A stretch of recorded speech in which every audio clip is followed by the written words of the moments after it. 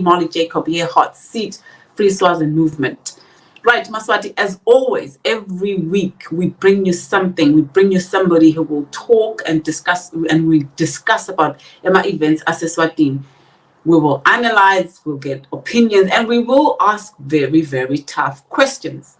So if you're going to come to Hot Seat, Free Swazi Movement show, we will be asking a lot of questions and direct questions because I see Maswati. So, right, now I'm just in the comrade Marcus Mthethwa, and I'll bring him over to to say hello to everybody out Eswatini. Comrade Marcus Mthethwa, good morning, good evening. Morning. Thank you, Molly, for inviting me to this prestigious platform, whereby we are going to tackle issues that are really affecting Swazis, both locally and internationally. Marcus is an individual who grew up in Swaziland in a small village known as Simunye. Raised by a single mother with the help of Mr. Michael Mthethwa. Coming from a background whereby I was really politically driven and politically motivated by the surroundings where I found myself in. I started my primary level in Lusoti, a very vibrant and small area over there. So, right. Can I interrupt you a bit, Comrade Marcus? Yes. So you were you were born in Swaziland and you were raised by a single mother, is that correct? Yes. And then you went to a school. What was the name of the school again? For the Lusoti Primary School. Lusoti Primary School. Lusoti. Yes. Ah, okay. Yes. Whereabout was that? Eswatini.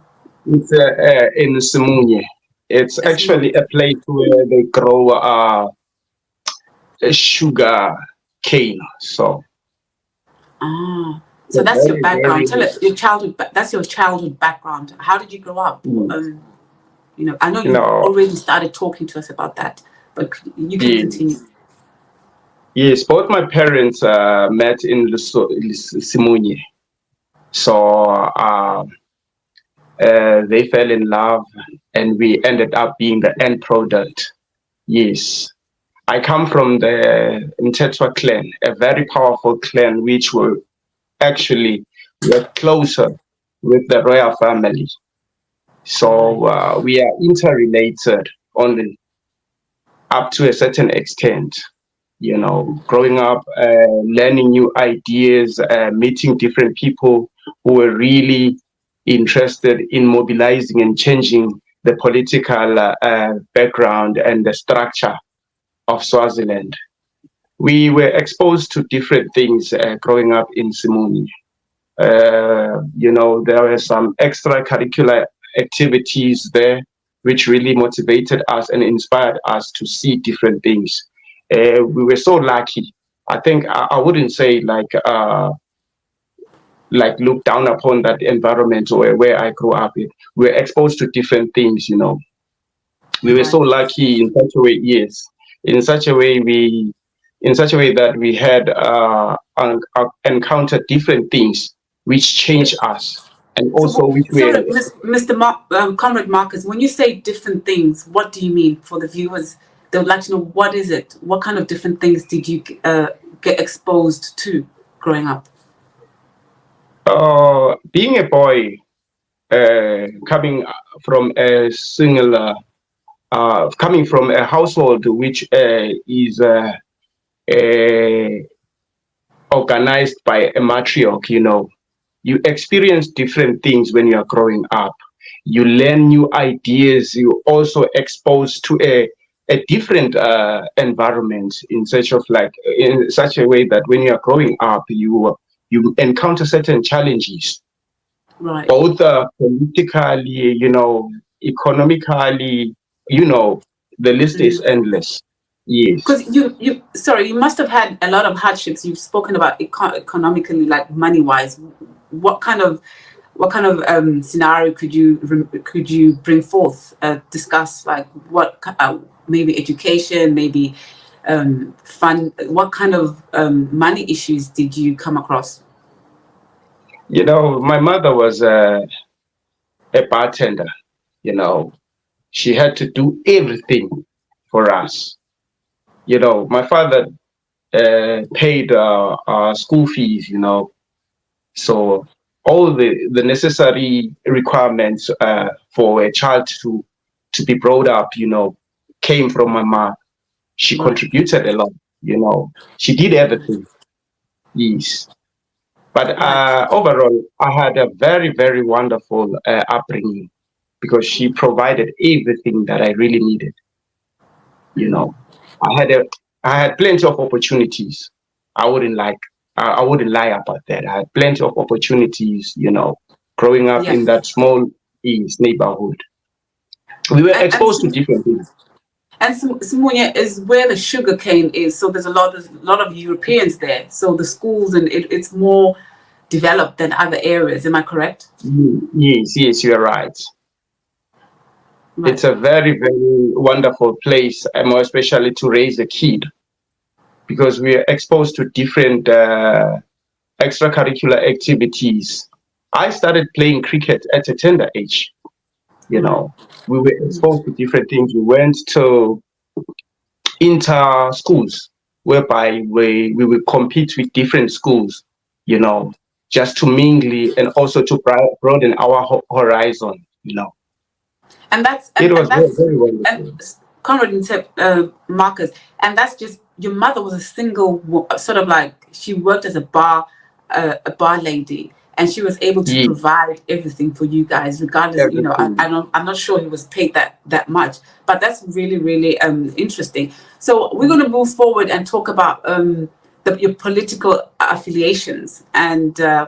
why you have decided to be very open and we all see you on social media. You're very good at attacking issues. You have truth with you. There's a lot of integrity.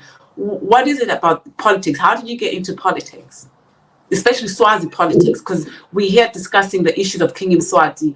And you've also mentioned that you come from the Mthethwa clan, which obviously Yeah. is related to King Mswati, sort of. And I remember Mandanda Mthethwa, I remember those names. I remember King Mthethwa. I remember they were part of, one of them, David, was actually a CEO of Tibio Dagangwan. How did that help you? Yes. How did you benefit from the system or something like that? Yes. There was this young gentleman who was hyper intelligent. His name was Ngozi. Growing up in Simunye, Ngozi used to attend different seminars which were hosted. Back then, it was prohibited for somebody to be affiliated with any political organization. So Ngozi, I think he was more or less like a secretary or something. He played a very crucial role in Pudemo. So like he would go there. I was young by that time. Ndokozongozo managed to mobilize students such that they revolted against certain things which were done at school. Even though I was still in primary level, he was the one who really mobilized uh, all the students to boycott the meals which were provided by the schools, by the school there. He was the one who eradicated all monotonous meals which were provided by the school. He opened our eyes to reality. He explained everything, why there should be better catering at schools, more especially both primary level, both in primary level and also in high school. He was really a deep dude, a very politically motivated individual. You know, funny part about Ndogozo, when you look at him, you will see like this little idiot. When he was just a jester. He used to crack a lot of jokes, but then give him an opportunity to express something. Hey, this guy was a marvel of natural transparency. He was I've never met anybody who was hyper intelligent like Ndogozo. There are many people coming from that neighborhood. We had a lot of people who created indelible memories for us. But Ndogozo was hyper intelligent. He was a genius, that guy. Right. Molly, that guy. So Conrad Mtefa, is Ndogozo still with us? No, he got killed by the police. They framed him. He got killed. Yes, he got killed by the police. Oh, I think the article that was written about him, they said like Ndogozo was trying to smuggle guns from South Africa to Swaziland. He got killed. Right. I think when was this? Yeah, he was always arrested. I think back in the early 2000s. Right. And I was still at school by that time. I was about to matriculate. He got killed. According to what was written, they said like he was found in possession of illegal firearms. They were preparing for an uproar. Pudemo, yes, he was one of the he was very involved in political issues. He was smuggling guns coming from South Africa, getting into Swaziland. He got apprehended and then he was tortured by police for trying to stand against it. Right. Yes. So do you know anybody who attended his funeral? Oh, you know how police behave in Swaziland. Yeah, I don't think he was given a very honorable burial.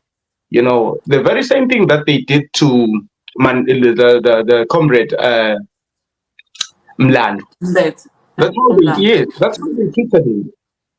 That's how they treated him. Funny part about it's so interesting that I've never heard of Ngozi.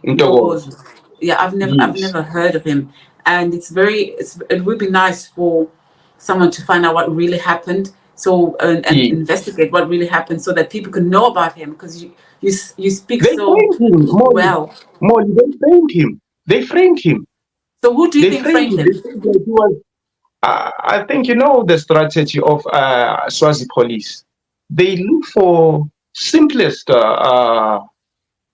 mishaps, and then they capitalize on that, and so that whenever they tell the nation, they say, "Oh, this person is a terrorist," only to find that this person is not a terrorist. They are trying to create any heinous, despicable crime against that particular person, because the Ndogozo that we know, Ndogozo was never a criminal. So, sorry, Comrade Marcus. So there's a possibility that the story that was written about Ndogozo is not true. He was it's not true. There's no way that he was caught smuggling guns, because I don't think Pudemo was doing anything at that particular time. So according to what I've heard, he went there to bring in guns. They were preparing for a rebellion. So he got arrested. I don't know, among the comrades, there's somebody who snitched on him. You know how comrades behave, more especially the situation back at home. It's tough. It's tough for somebody to survive in an environment like Swaziland. You know, like you've heard stories that some other cadres, they liaise directly with Mswati. They've been doing this thing for several years. So I think somehow they snitched on him. Right. I think we're going to hold it there in regards to Ngozi Ndogoza, but it's a very, very interesting story. And I would love for the viewers who are listening today to really comment, those who knew him, to tell us what really happened, because there's a possibility, according to what I'm figuring out, I'm listening to here, that the story is not even a true story, that he was smuggling guns. There's a possibility that was a lie. Because if because they have cooked a lot of stuff in regards to Bobacet Namtandeni, Nabo Abu Gauzela, and they're calling everybody a terrorist. So, in my opinion, there's no. They're always good in propagating stories in order to tarnish the reputation of whosoever that is involved. Yeah, that's how it is. We know that. Yeah. No, thank you so much, Comrade Marcus, for this. The Ngozi Ndogoza. I think there's a lot that we need to find out about him. That guy, if I can tell you, that guy, he used to come with one exercise book at school, one exercise book. He never even attended in full time. Just in a month, he would come for almost two days. He will come to write a test and will pass with flying colors. He never attended school. I remember, according to what I've heard from my colleagues, they said police were looking for him all over the school, all over the place around the community. They were looking for him because he was an imminent threat. According to what I've heard, they said like he was writing his final exam at the storeroom. They were hiding him because anything, they were worried. Sorry, Comrade, was he a South African? Was he a No, he was a Swazi. He was a Swazi. He was born and bred in Swaziland. He was a Swazi. It's just that he was an imminent threat, according to what I've heard. He was an imminent threat towards the regime because, cadres, when they start, they groom them.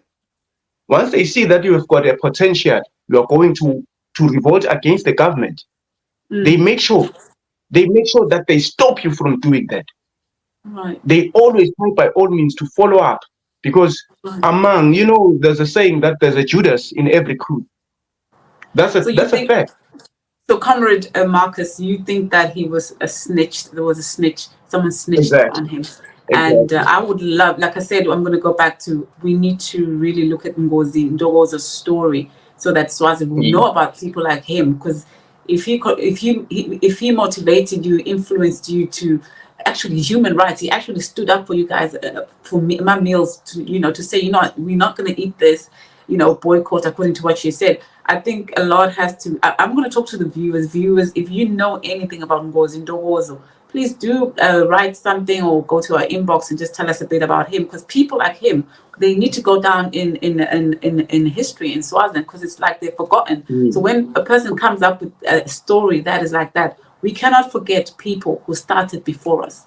Right, I'm going to move on. Thank you so much, Comrade Marcus and Ted. I'm going to move on to your okay, I know you said a bit about your education. Did you go to university? No, I never had that chance. Yes, I never had that chance, I think like when I was about to matriculate, they started like, how the system, the government operates. They started eliminating all more especially, there's this streams which they introduced. They said like they were never going to fund or they were never going to give bursaries to all these students who were doing like history and all the like. They started systematically. I think like they started talking about this thing before we actually wrote our exam. So they said like they are going to scrape out all, more especially history, English literature, all these streams that will lead to humanities and all the likes, journalism. The government will no longer give bursaries to all these entities or all these students. What was the reason behind that? Was that another strategic move is that because we had one university?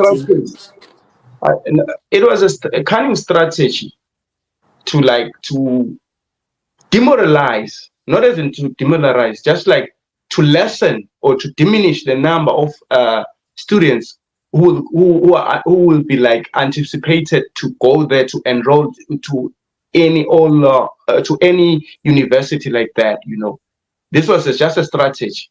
So I think it appeared in one of the leading newspapers in Swaziland, whereby the government said, like, declare that you have to pass with flying colors, and also you need to know the history of your tradition.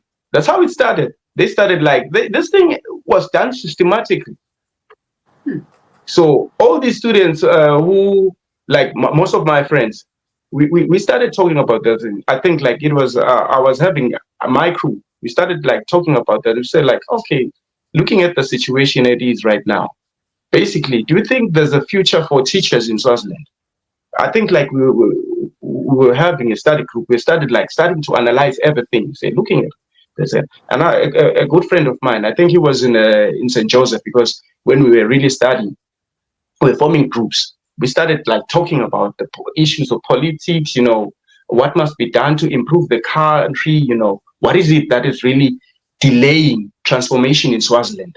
So then we ended up like discussing issues like what the government is doing for our people as opposed to doing it for itself, particular Mswati. Yes. And the university, Swaziland has only, how many universities do they have now? They had one university for a very long time. And if they stop bursaries, that's another thing, and expect students to have flying colors. So like you said, it's a strategy to keep you illiterate, and you don't, the only thing that they support is, we've seen Khanyiso went to one of the best schools in Swaziland, and they all go to the best schools in Swaziland, then they go abroad and they have all these extra lessons where they speak French, Portuguese, whatever language that they choose. So okay, we'll leave that one, but most of these people who excel, I wouldn't say like they excel. Most of these people who manage to enroll in university, it's not by qualification, or if they manage to hammer their examination. It's not like that. It's a matter of knowing who is in charge. If you are having money, you stand better chances to enroll in one of the universities. So it's not all about marks, because look at all these people who managed to reach university level. What are they doing for the country? Nothing. I've challenged people who are from university. I've never been to any university. I've challenged a lot of people. They will tell you, no, the system kind of like deprived them what rightfully belongs to them. The system was designed to ensure that you have your PhD. But what's the value of having your PhD? Nothing. That is why you see Swazis, they're juggling around. Today he's a businessman. The next day he's like he's doing something else just to sustain and survive. So Comrade Marcus, Lana, we're looking at. So I wanted to ask you about you being in Tetwa did not help you in any way. You being associated with them, and then there's a lot of segregation within that clan. There's a lot of segregation. I know people who are from there. There's a lot of segregation, more especially when it comes to my household. Yeah, there's a lot. There's a lot. Are you related to Prophet Gina Mtsetwa? You related? That one is my brother. That one is my brother. He's your brother. I think like he's my brother. Right. In all the events that were hosted at home, he will attend. Yes. I think I remember then. I think like if I can take you back, I think it was before I matriculated. He used to come there with his brother Mary. They used to come over there, he will talk about his encounter with Mswati, like all these stories, you say like, oh, last week he was with Mswati. I was like, oh, come on, man. That's obnoxious. You are lying, some kind of, he would say like, you talk about stories, his rapport with Mswati, what they are planning to do with Mswati, they were always together. They were friends, basically. Oh, really? Yes. Yeah, they were friends, very close friends. Because, there was this time where he came at home. I think like I was sitting with my siblings And then, we started talking about his friendship with Mswati, how he got introduced, in Swaziland, if you want to make it, more especially us, the Ntetwas, you have to associate yourself with those who are within. Go through initiation like Bubutega, and then once there, a lot of boys, when you spend time with them, they talk about Sbaya and like, come on, I'm like, these guys are still talking about this outdated thing. They said, look at them. They have everything. I know a lot of guys who went abroad, today they're lieutenants. They've got senior positions because they've surrendered themselves. Because once you work for Mswati, you have surrendered yourself. You have allowed yourself to be a puppet for him. He remote controls people, yes, in exchange for money. They're rich, but then deep down, they're misery and lonely. They're not happy. The happiness that we are having here in South Africa, in comparison to the happiness that they are really having, those guys are miserable. They are driving flashy cars. But you ask them about philosophy, they don't know anything. You ask them about Donald Trump, they don't know anything. They only know Donald Trump is a Republican, but they don't understand what exactly is happening. They are not allowed to discuss politics, because once you discuss politics, once you start to discuss politics, you enlighten somebody's mind. You create a better understanding. So, because that's what's happening. That's what Marco Steve has been doing, looking at the educational system. He wanted to make sure that people were not enlightened. People didn't know what was going on. If it wasn't because of social media, I wouldn't have known what was going on in the country in Swaziland. So social media has really, really helped the political sector in Swaziland. So I'm going to move forward and discuss your can we talk about the political unrest that took place when it started by a student, a lawyer, Tab, I think. The story when I think I was going through social media and I saw it, I said like, oh gosh, it happened again. Because I was among those who were like really concerned about what was really happening in Swaziland. I was like, when I read that story, I said, oh gosh, they strike again. Because we knew there was something amiss about that. How his body got disposed, like it was like more or less like callously discarded, in Nhlambeni. When I saw, I think, luckily enough, I was more obsessed about what was really happening abroad as opposed to locally. So a very good friend of mine, he used to comment on Zweli's page. I was like, who's this guy? Let me go through the page. And then after reading, I got fascinated and said, who's this guy? Who's this guy? Who's Zweli Martin Dlamini?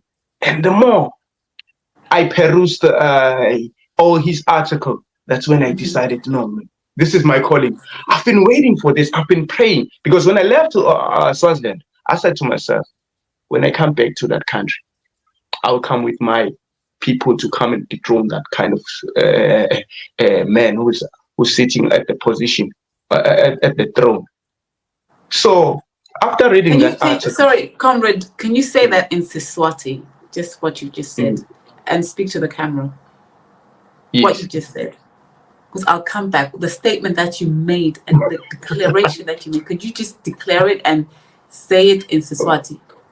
Yes. Ngathi uma ngicetha nje ukubukela ngathi mina ngangihamba njengoba ngahamba ngidobuya ngibuye nebani sitosusa nangumuntu nangulo solo adlala ngetimpilo tebantu. Right. I remember there was a very good friend of mine who died. I think he died 5 years back. He was working closer with Pudemo. Pudemo is a very powerful organization. I won't lie about that.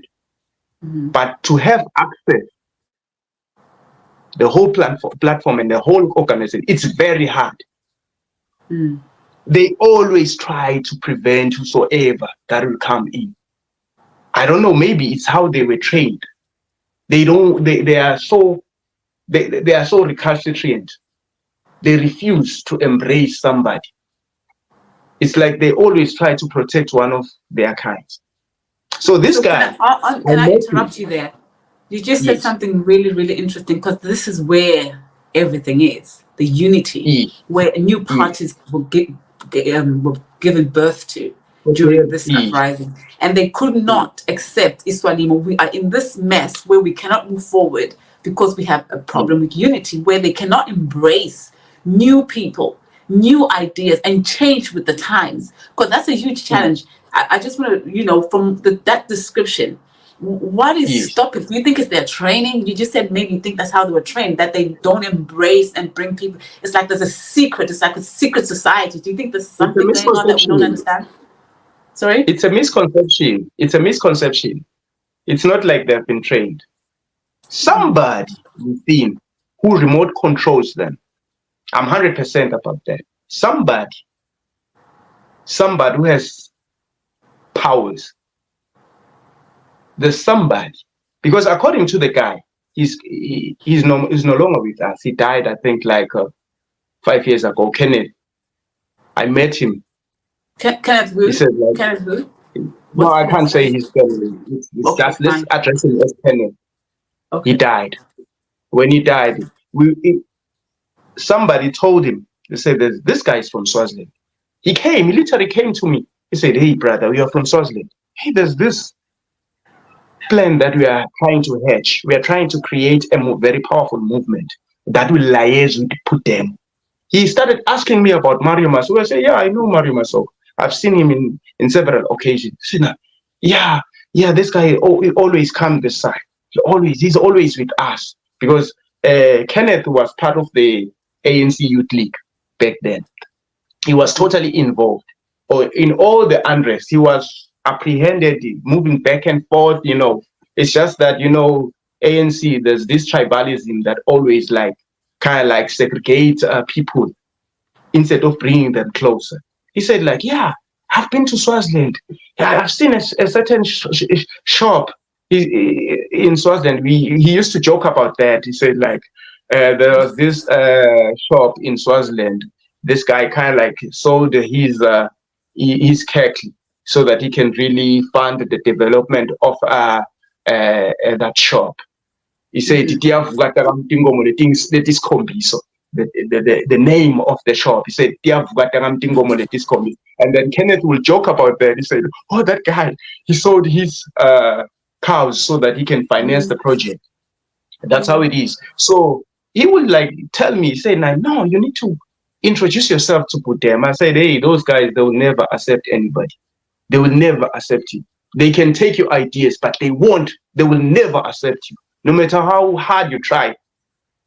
I told them, I said, no, man, Putem, there's something wrong with Putem. I don't know where it is, because sometimes your inner being kind of tells you. Have you ever experienced that whereby you have premonitions?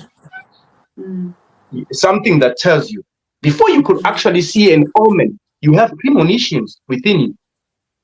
It tells you that there's something amiss there. What is wrong there? So for several...